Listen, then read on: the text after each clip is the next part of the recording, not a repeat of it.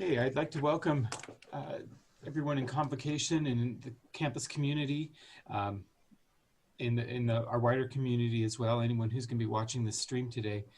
This is the Convocation for November 12th, and we're pleased to host Scott Curtis. He is currently away from Utah on business, and so he's zooming in from Atlanta, Georgia today. And I'm just very grateful, Scott, for your time and your willingness to do this even while you're out of town on business. I wanted to make just a couple of quick announcements for the students in the class, and then I'll do an introduction and give the time to Scott. First of all, for those of you in the class, this is our 10th of 12 presentations, and we'll have one more before Thanksgiving and then one right after Thanksgiving. So make sure that you attend those. With the cases rising with COVID, if you're feeling more secure to watch just the live stream, that's just fine. Right now we are planning to do the next two in person, of course with masks and social distancing. And of course, if you're quarantined or have been exposed, please protect those around you by quarantining and staying away. You can also remember, you need to meet me as one of your requirements in the course, and I can do that in person, or we can do it with a virtual assignment, which is really easy, but it'll give you those points. If your score dropped below 100% last Thursday, it was probably because you haven't met me yet, and we can fix that and get your score back up. And then finally, just remember you have 3 cultural events that are due by the end of the semester. Some of those can be face-to-face, but there are online options. And for those of you watching the stream at 12:30 today, you need to, following the presentation, go and fill out the Curtis attendance assignment. That will tell me that you watched and paid attention. And then all students need to submit the Curtis response following that, which will ask you to, if we had time for 250, 270 questions to be asked, what question would you have asked Scott if you'd had a chance? So let me introduce our presenter then. And I actually want to say 2 things. This is, I don't know if this is a partnership with the math department, but I've been in talks with Mike Snyder in the math department about inviting Scott here. And Scott's going to be talking about data science, which is an exciting emerging field. One of those things that didn't exist when I was in college, but our tools and technology are making it so that this is a really important field. And if you're interested in data science, you should know that there's, in the fall, there's going to be a Math 1120 course, Introduction to Data Science, that will meet GE requirements like 1030, 1040, and 1050 fulfill. And there will also be a Math 2080 and 3080. 2080 is a 2-credit class for non-engineering and non-science majors. 380 or 3080 is one for students in the computer software engineering program. And if you have any questions about that, please just ask the math department, Mike Snyder specifically. But I'm pleased to introduce our speaker today. Scott Curtis is the Vice President of Information Systems for Christensen Arms. It's a manufacturing company that's located in Gunnison, Utah. And prior to his current position, Scott worked as Vice President of Human Resources, Production Controller, Director of Supply Chain Management, Operations Manager, and Construction Estimator. And I'll note that Christensen Arms is just a really important business in the Sanpete County economy and growing, and it's a great resource for our area. Scott earned a bachelor's degree in Spanish translation and a master's degree in business administration from BYU. While working on his undergraduate degree, he began making forays into data science while managing a small manufacturing operation in Sandy, Utah. He engaged in novice programming to support the small business, and later developed into database development and management, leading to data visualization.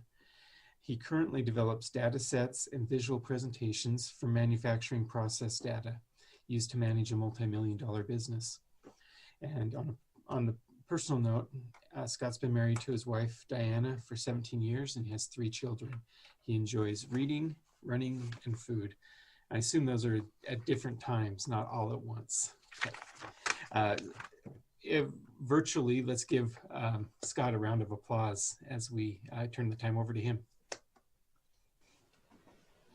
Thank you, David.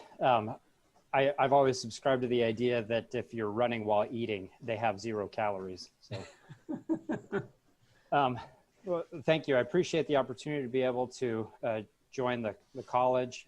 I love the academic environment. I love students and I love professors. So I always appreciate every opportunity that I get to be able to be involved with Snow College.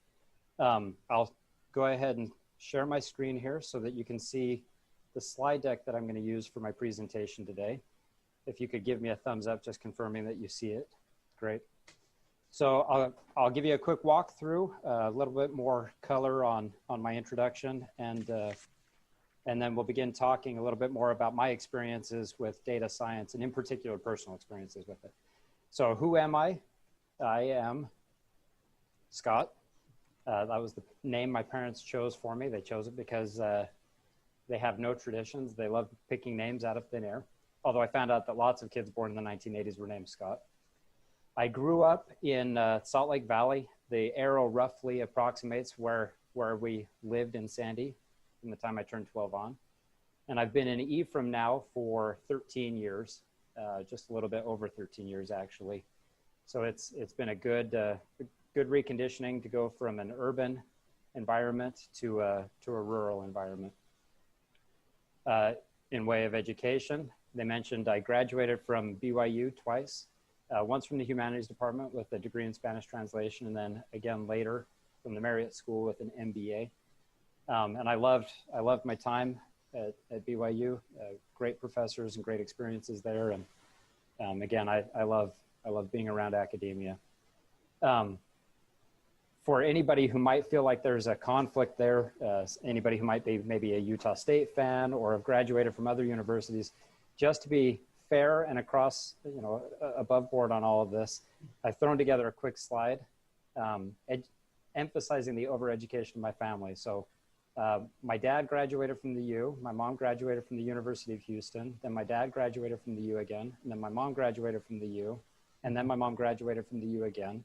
Then my brother-in-law graduated from the Y, my sister graduated from the Y, my brother graduated from the Y, my dad graduated from the Y, then my sister-in-law graduated from UCLA, my brother graduated from the U, I graduated from the Y, my sister graduated from the U, my brother graduated from UNC Chapel Hill, and then my sister-in-law did, and then my brother did again, and then my sister-in-law did again, and then I graduated from the Y again.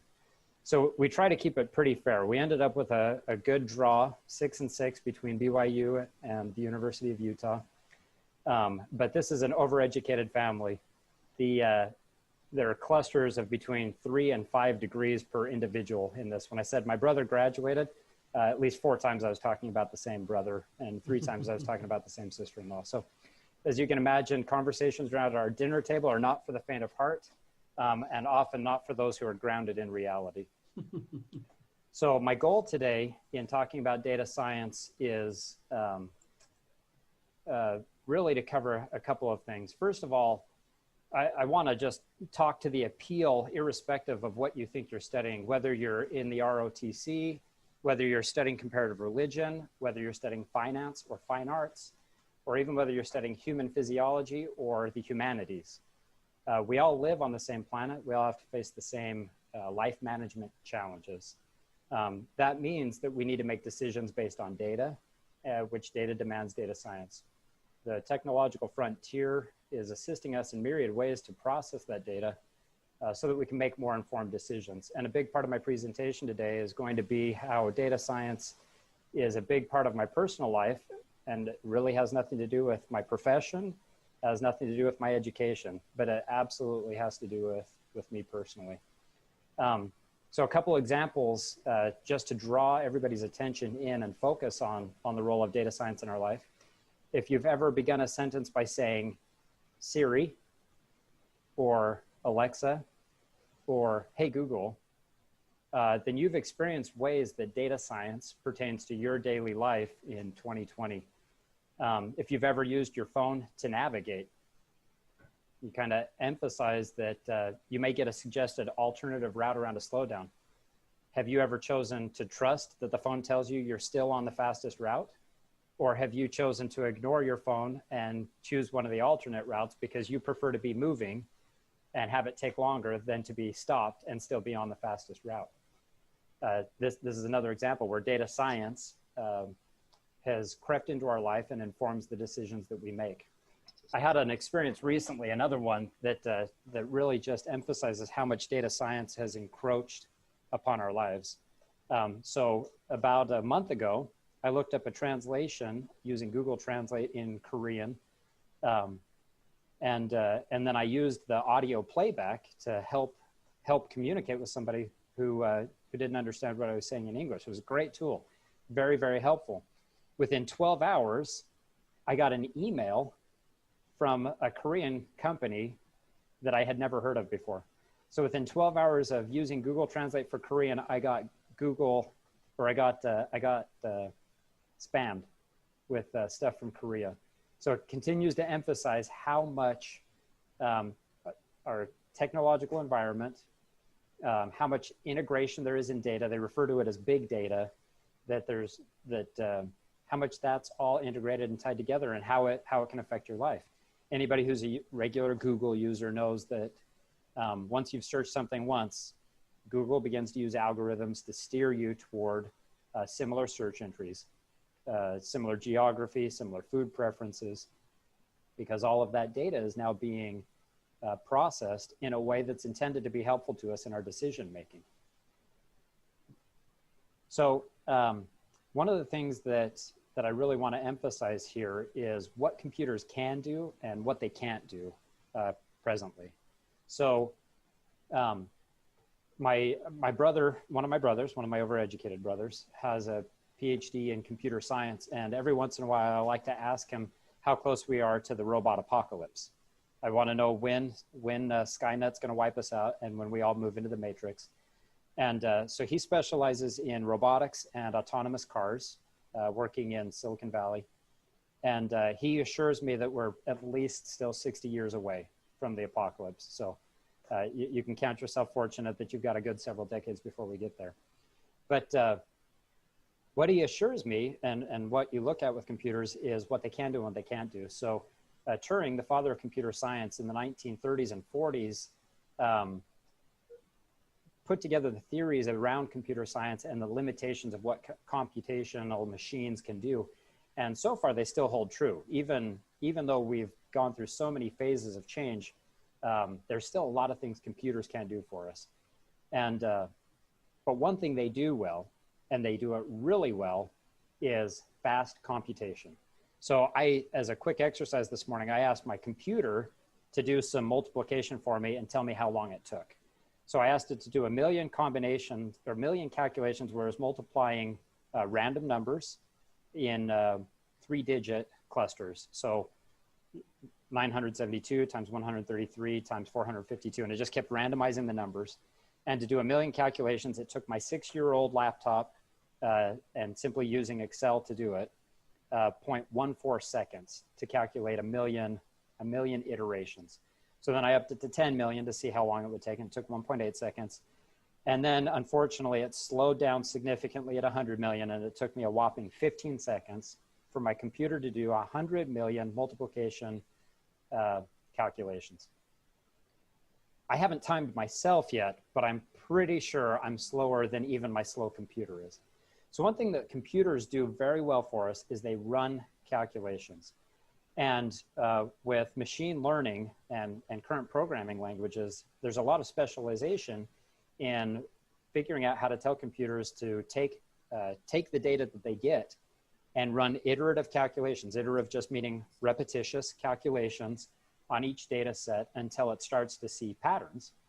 And then those patterns become something that inform us. But ultimately, the computer can't make the judgment call. Computer doesn't know necessarily whether that's good or bad. Just like the decision to decide whether I'm going to follow my suggested car route or whether I'm going to deviate from my suggested car route is ultimately something where I have to weigh in. The computer will always decide mathematically. As a matter of fact, there are some cases where when companies like Facebook, for example, it's been a few years, but when Facebook was in the news when they spun up their AI engine, they have it talk to other artificial intelligence machines, and they give it a reward system, and they teach it to communicate in English. And the idea is it transacts back and forth with other machines, and the more efficiently it is able to transact and exchange back and forth with the machine, it receives a point system, and it's told that it wants to maximize its points. Well, very quickly, those machines learn that English is an inefficient language. Sorry, Mr. Allred. And they simplify their own language. They reduce it to phrases like I, you, you. And you start to see the binary impact on communication because, again, they can calculate numbers very quickly, but they can't interpret meaning. So ultimately, we are using data science today to inform our decision making because computers can't make the decision for us. So I'm going to tell you my story about data science and how it's part of my life. So 14 years ago, my wife and I were living in Las Vegas, and we found out that we were going to be expecting our first and second child, twin girls. So on the left, we have twin A, and on the right, we have twin B. They were referred to as identical twins, although technically they're actually diamniotic monochorionic twins, which is a subtype of monozygotic twins, or what we typically refer to as identical.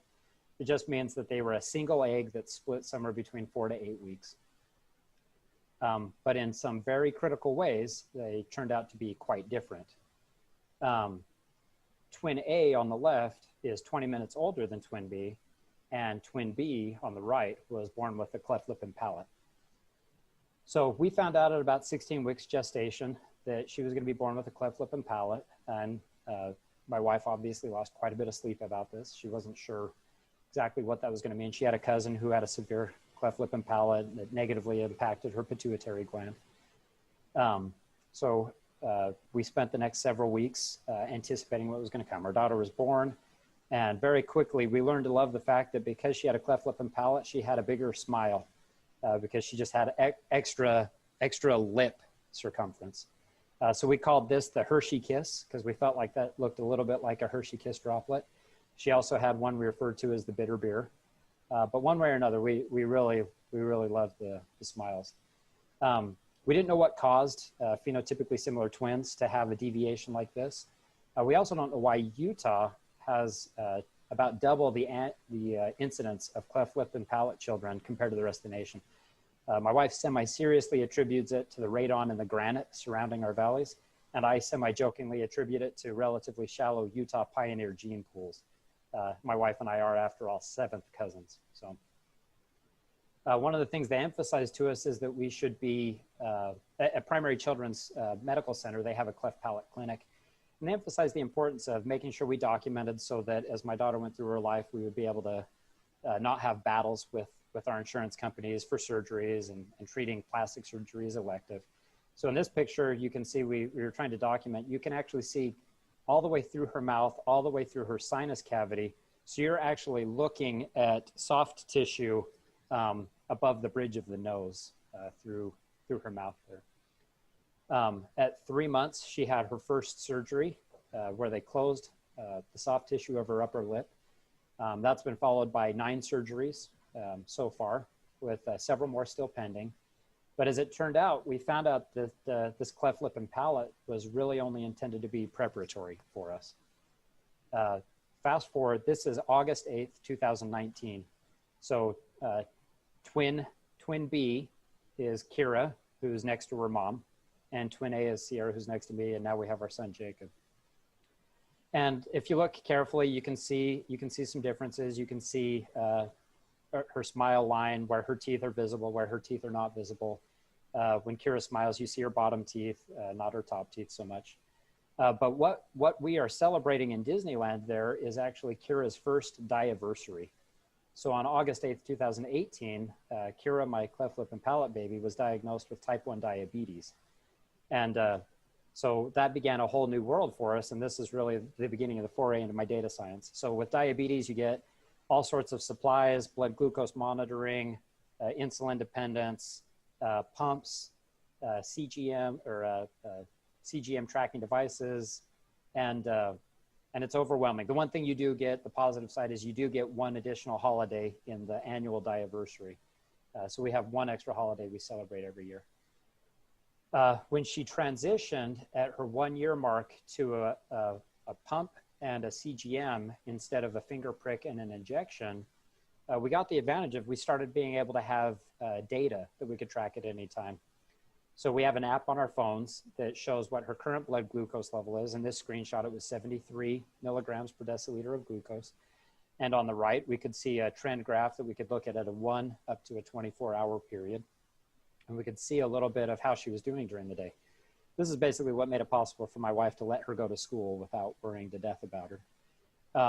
But what this didn't provide us was a very good idea of how she was doing overall. This gives us kind of the short-term perspective. And with diabetes, what you're focused in the short term is making sure they don't get too low, which can result in diabetic seizures. At night, there's a syndrome called dead in bed, which is where blood glucose just drips so low that they become comatose and then potentially pass away. But in the long term, what you're concerned with diabetes is high glucose levels. Statistically, diabetes takes about 10 years off of life expectancy, often results in eye, kidney, liver failure, and occasionally amputation as well. And so what we're looking at here only gave us the ability to manage today, but not the ability to inform what's going on for the rest of her life. So with the CGM, we got this great new data set. So this is just a quick export of the data set. But from September 23rd, 2019 to December 17th, 2019, you'll notice that it gave me 23,636 data points to analyze off of. And we wanted to begin the process of understanding how we could use this data to better manage my daughter's short and long-term well-being. Well, the first thing about my emphasis on data science is you've got to be able to visualize your data. You've got to be able to see something that allows you to make good decisions. Just like with the phone app navigating for you, it doesn't do you any good if it gives you a bunch of text-based instructions because you're not supposed to read your phone while you're driving. So it's immediately turned into a visualized map, and then it's optimized so that it uses your GPS coordinates and pinpoints you on the map, and then it verbally tells you instructions. Those are examples of data visualization, as well as I don't even know how to make a term out of audioization, but turning data into something that can be processed by your eyes and your ears. Similarly here, there's not really anything I can do by looking at 23,000 rows because I certainly can't see them all at the same time. So we started the process of figuring out how do you look at this data in a way that it informs decision making. So the very first graph that our endocrinologist handed us was this kind of spaghetti graph. So what we would see is a weekly chart that would show 7 data points and or seven data trends, which represented midnight to midnight on a, let's see, I apologize. I'm just trying to figure out how to do a red dot here. Oh, well, I can't find it. So basically it's showing us 7 days overlapped on top of each other. And with the 7 days overlapped on top of each other, it makes it very difficult to see what was actually going on. In general, we can tell that between the hours of 3 in the morning and 6 in the morning, we were getting a fairly low amplitude. And then between the hours of 1 in the afternoon and 6 p.m., we're getting very high amplitude. But that didn't really help us understand to what degree. We couldn't tell if that was just happening on 2 days because there's really only the orange and the blue line that have the highest amplitude, So then if I remove those, then I start to see even tighter amplitudes. So were those 2 days exceptional? Were they not exceptional? So this 1 week chart really just wasn't that helpful. And this was the most that at the time our endocrinologist was able to provide to us. So I began taking the data and scrubbing it a little bit differently. So this graph is called the box and whisper plot. The first thing that's very different about this one is instead of 7 days worth of data, we're actually looking at data from November 10th to December 17th. So we're looking at 5 weeks worth of data. And a box and whisper plot breaks down your data into what are referred to as quartiles. So each section, the first whisker up to the gray section represents 25% of your total data points. The gray section is another 25% of your total data points, and so on with the yellow and the upper whisker. So each plot represents 100% of the data points for the 7 a.m. hour or the 8 a.m. hour for that 5-week period. At a glance, this started to help us see a little bit more of the pattern over time of what's going on during the day. So at 5 a.m., the hour before my daughter wakes up, her body's finally settled and her blood glucose variability is very tight. 50% of all of her points are between about 90 and 110, looking at the gray and the yellow boxes. But 7 p.m. is quite variable. And then you can see starting at 8 p.m., 9 p.m., 10 and 11, it starts kind of toning down. She's stopped eating during the day. The eating is definitely, unfortunately, we all have to eat to live. And unfortunately, eating is a burden and a blessing for a diabetic. But by the time she goes to bed, her blood glucose starts calming down and it tapers down until that 5 a.m. And then each day, the pattern starts over again. We get up for breakfast, we start to see some fluctuation, and then lunch through afternoon snacking and dinner become virtual chaos for us. So this started to help us kind of see her daily patterns by hour, but it still wasn't getting us to an understanding of what kind of decision we should make. So I attempted a different pattern. So what I did here was I took the entire 5-week, actually this one's longer, this one's October 6th through December 1st. So I'm looking at an 8-week pattern and I just plotted all of the points. So the squiggly blue line represents the up and down patterns for her. The gray and yellow lines in the background represent her target range. So we would like to see that blue squiggly line all never dip below the yellow line and never go above the gray line. And then the 3 lines overlaid on top each represent 1 week at a time. And the dispersion of the upper and lower line give us an indication of how variable it was. And the line in the middle is her average or her arithmetic mean.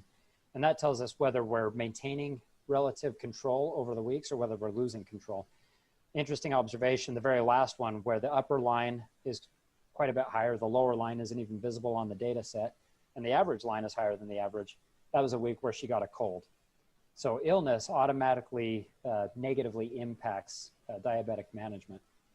So again, we were able to start looking at this and we were able to look at patterns over time, but this is backwards looking. So it's great. I was able to look at it and say, oh, yep, I remember she was sick that week, but it didn't necessarily inform any more what we should do.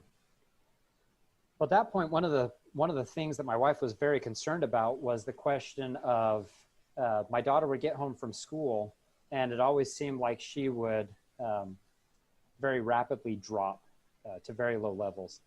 And when my wife would talk to the diabetic clinic at Primary Children's, she was feeling a little bit like they were not hearing her concern or maybe dismissing the pattern that she felt she was seeing.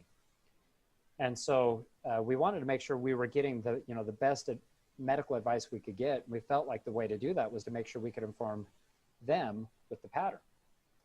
So we made this, and then we took it to them. So what this plot represents, the blue this is called a histogram. And what I've done is I've done a mirrored histogram where I have positive on the top and negative on the bottom.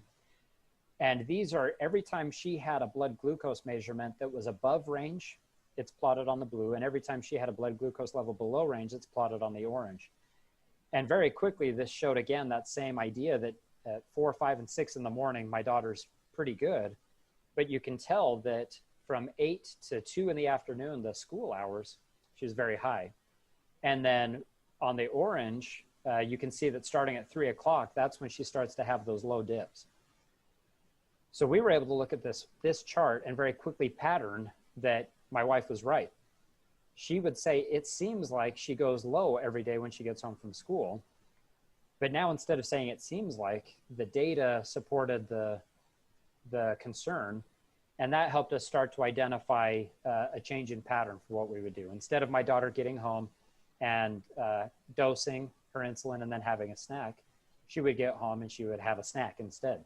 That way she could keep her blood glucose from dropping. So this was the beginning for us of feeling like her diabetes could be managed, feeling like we were starting to get data that was informing us of what we could do in a way that would help manage her health better. So with that encouragement, we kind of moved on to a subsequent investigation. So one of the next problems that we were seeing was fluctuation outside of desired norms. So what we're looking at here is a plot of data around breakfast time.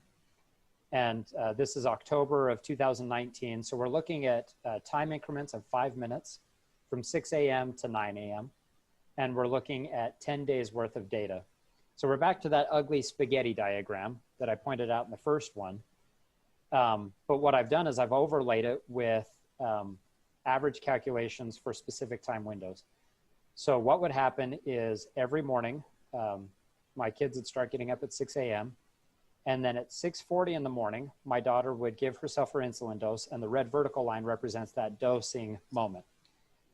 And then at 7:15 a.m., she would eat.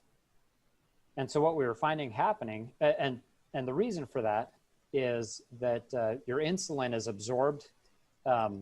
You're using an injection, you're dosing it into your subcutaneous fat, whereas insulin produced by a normal healthy body goes straight from the pancreas into the bloodstream. So it's a much faster delivery system.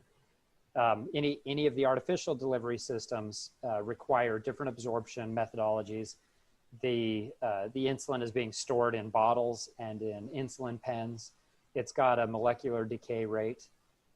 It's not being produced on demand and stored in your body in this miracle of a system that we have for us, which means a lot of the factors don't work right. One of them is that because of the subcutaneous fat absorption rate, you have to dose your insulin and then wait roughly 20 minutes before you eat. And I apologize, I misspoke a second ago. So she'd typically eat at about 7:05. And the problem we were seeing was that the delay from the time that she would dose to the time that she would eat was resulting in these drops below range. So 80 is her target bottom range. 80 is what somebody without diabetes would typically have after fasting for 24 hours. And then generally we operate right around 100 the rest of the time. But dropping below 80 is when she starts to get into that risk of becoming what we refer to as the mean drunk. And I'll come back to that here in a second. But we want to avoid the lows just as much as we want to avoid the highs. Generally with highs, we manage those by telling people they need to do better. With lows, oftentimes we end up in the emergency room. So I'm very concerned about lows. My wife is very concerned about the highs, and together we do a decent job trying to meet in the middle. But one of the things we were concerned about was this idea of this 20-minute delay between dosing and eating. And so we prepared this chart around breakfast, and then we did a similar chart around lunch. And we found the same pattern existed in both cases. In both cases, her dose to eating delay was resulting in pretty significant fluctuation. So we went back to our endocrinologist at her one of her quarterly appointments, and we reviewed this data set with the endocrinologist. And fortunately, we've got a great caregiver who loves data science, and so he was geeking out over the ability to look at different data sets, and he agreed. Sure enough, he said, "Absolutely, let's not do that anymore. Let's not delay dosing. Let's dose and eat right at the time." And so we started doing that. Well, fast forward 1 year later, so now my daughter has had her second diaversary, and the question is, have those changes, have they worked to our benefit? So this is now that updated plot, and this is looking at a similar 10-day window, and this is just second half of October. So this is almost exactly a year later, almost the same 2 weeks. Fortunately, it's a relatively representative data set because my kids are still getting up at the same time. They're not doing school at home. The data set while school had been moved home last spring was a lot more variable. But comparing the data sets side by side, dosing and eating at the same time has resulted in a much tighter control, much closer maintenance of averages for my daughter's diabetes. So that's a breakfast chart. And then similarly, the three average lines, the blue, the orange, and the gray for the lunch chart, have also tightened up to where we're not seeing as much movement above and below. We do still see lots of fluctuation, but generally the fact that the majority of my daughter's data points are between that 50 and 150 mark is really evidence of the fact that she's doing a pretty good job with her diabetes management. One of the challenges here is that I may mention again later is with diabetes, just like with any health concerns, you have to manage physical health just as much as you have to manage mental health. And we could work really hard to tighten up those numbers a little bit more, see fewer of those green, yellow, and mustard lines that are on that chart. But it may come at the disadvantage of developing my daughter into clinical OCD, where she obsesses so much over it that she engages in compulsive behaviors. And so we have to pick that balance of making sure that we're keeping her mentally healthy for the next 80 years, as well as physically healthy for the next 80 years. And then the last thing, going back to that box and whisker plot that I showed earlier. So this is that same period from a year ago. And what I did was I plotted some lines across it so that you could see kind of the max, the next highest clustering of highs, where the middle quartiles plotted, and then the low. And then what I'm going to do is I'm going to pull the chart from a year ago out and plug in a more recent data set. So now I'm looking at August 20th through November 1st of this year. And you'll notice that I'm not even touching those two upper lines that I used to be touching. And so that just goes to show, again, that for the long-term health of my daughter, we're doing a pretty good job of making sure that she keeps her vision, she keeps her kidneys, she keeps her liver, and she keeps her limbs, and she keeps her life expectancy. So this for us has been a big learning experience, a big ordeal, but very beneficial. Spending the time processing the data, looking at it in data visualization has informed our decisions in a way where we feel pretty good that she's being taken care of. So that leads to a couple of questions. First of all, actually, I'm going to go back here one second. You'll notice that while we're doing a good job managing the upper, if you look at the bottom line, when I pull the old chart out and put the new chart in, you'll notice there are actually more of those bottom whiskers that are hitting between the bottom two red lines.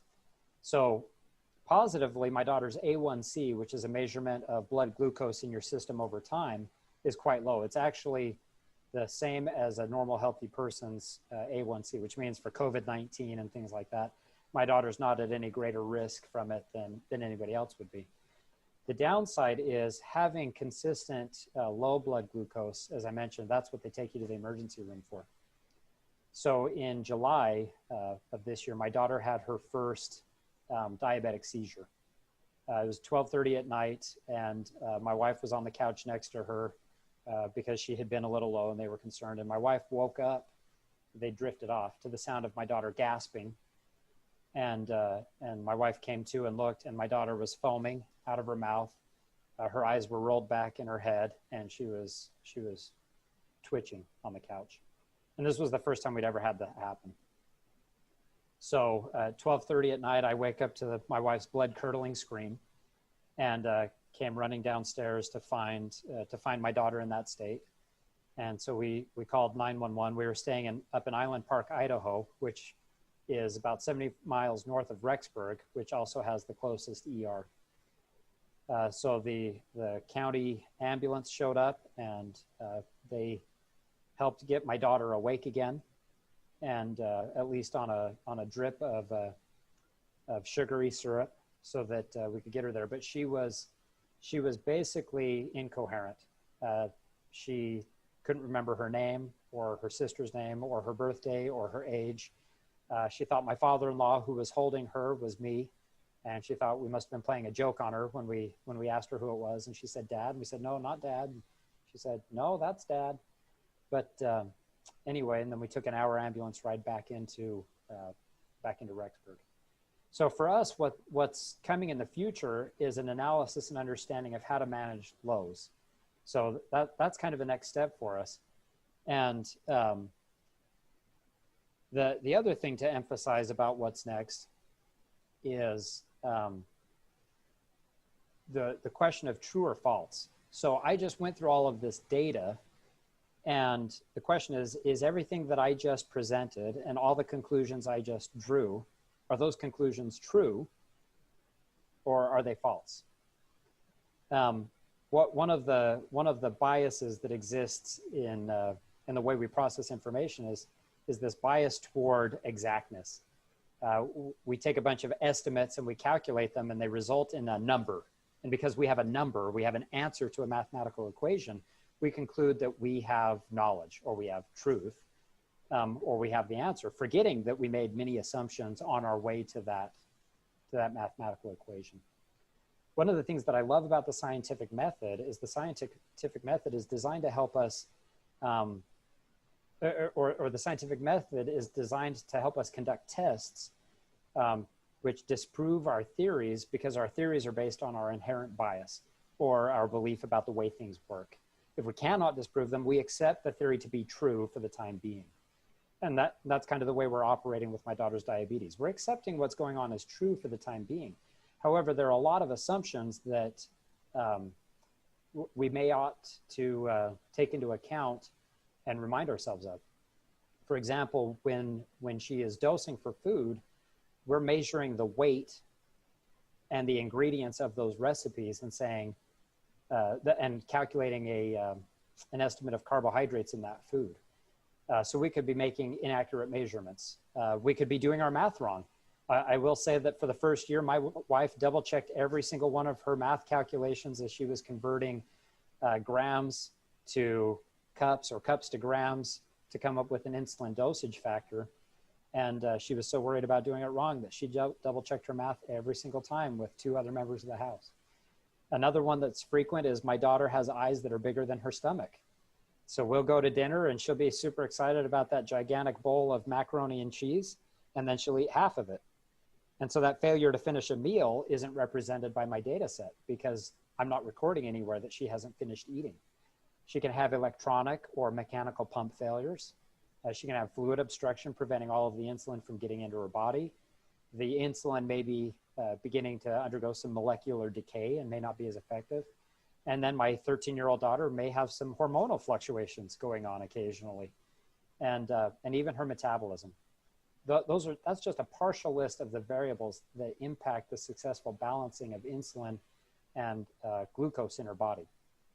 And that all makes some of this management a little bit more difficult. And this is why I emphasize that while we have this information, while we're able to make some good informed decisions, it's still on us to make those decisions, and it's still on us to determine, are we only managing her physical health through diabetes, or are we also managing her mental health as well? And ultimately, are we managing the entire family's mental health? Her siblings have hated the fact that we'll only go to 2 or 3 restaurants for about a year, because those were the only 3 restaurants where my daughter would eat, and they never got to pick. That's part of the reason why you celebrate the diversity. It's a celebration for the whole fact that the family hasn't killed each other over the course of the last year of diabetic management. But the point being, we're really managing my wife's mental health. She has slept less in the last 2 years than she ever lost sleep with a newborn. She and I often will cross paths as I get up in the morning, as she goes to bed in the morning. And so there's a lot that we're looking at. So the question becomes, so what? Well, the great thing about the current era of data science, and really one of the great things that's going on at Snow College, is the idea of machine learning. We've probably all heard about machine learning now. It's an in vogue subject. We have Silicon Slopes in Utah, along with Silicon Valley in California, and the development of technology continues to advance in amazing ways. Programming languages like Python are highly suited toward machine learning. And so when I gave this presentation about a year ago, one of the professors in the software engineering department, Adam Teichert, pointed me towards some research that he had been exposed to out at Johns Hopkins. There was a lecturer who visited from MIT, and I apologize, I've just drawn a blank on her last name, but her first name is Rosalind. She's the head of the affective with an A, computing group at MIT.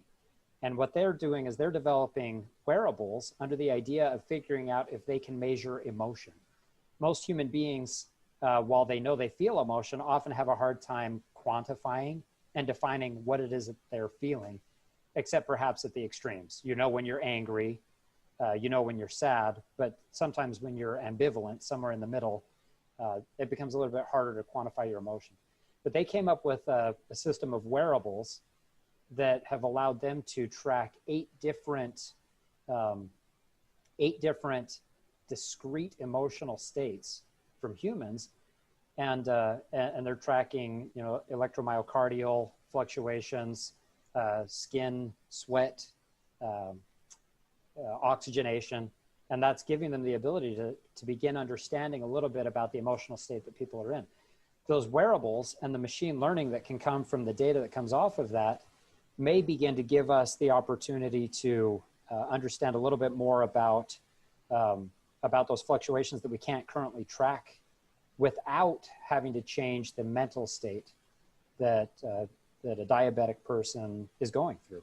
Instead of having to say, yep, I finished the meal, or no, I didn't finish the meal, those wearables and that machine learning may provide insight into the future in diabetic management.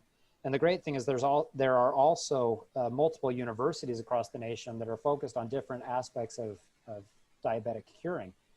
Anywhere from immunomodulatory science down in Florida, where they're trying to figure out how to tell the immune system to stop attacking its own body, to closed circuit management systems like at Boston University, where they're working on glucose monitoring and insulin distribution in a fashion that can keep that range in place without a human even having to be involved in the process.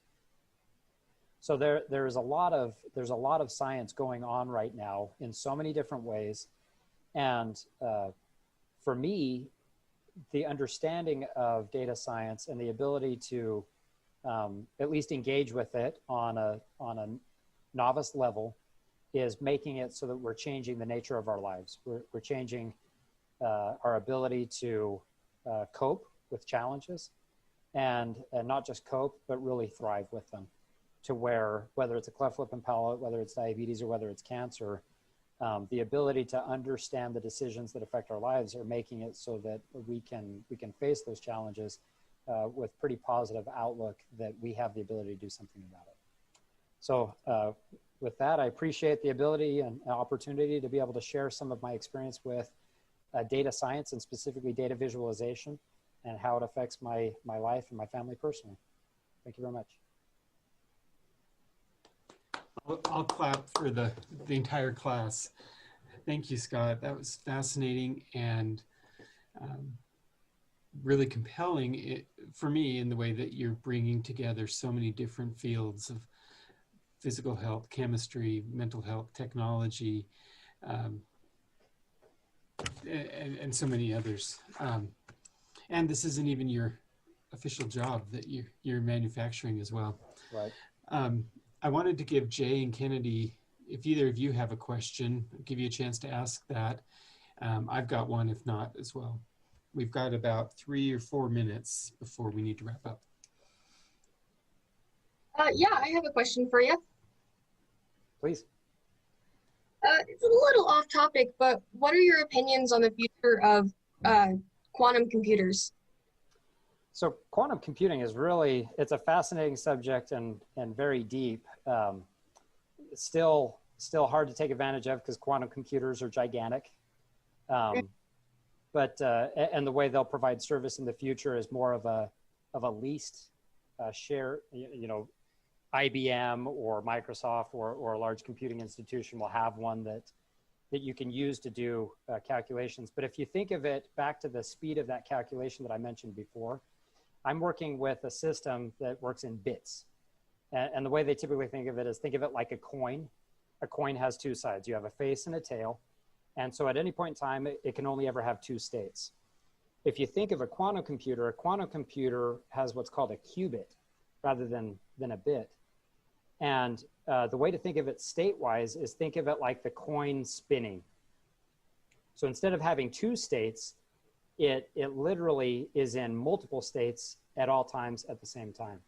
And so the computing speed from a quantum computer is infinitely larger than the computing speed of any of the computers that we're currently familiar with. So certainly the quantum computing, the biggest advantage as they continue to develop that is that the time that it will take for us to assess data and recognize patterns will drop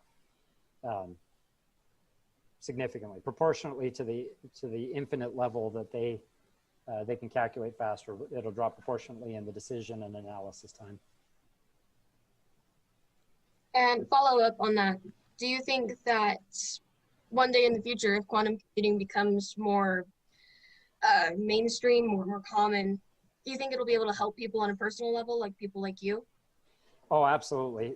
What that'll end up getting used for is organizations like research institutes will use quantum computers to process their data sets that right now they're either too large to process on traditional computers, or the fact that it'll allow research institutes, hospitals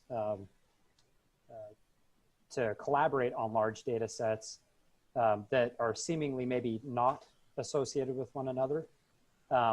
Those computers will be able to begin to find associations that may not be otherwise discernible. Awesome. Well, thank you. Thank you, Jay, for the question. We are out of time. I would love to continue this conversation for a lot longer, but we're going to stop the recording now and thank Scott Curtis again for his time. Thank you for that presentation. Thank you for having me.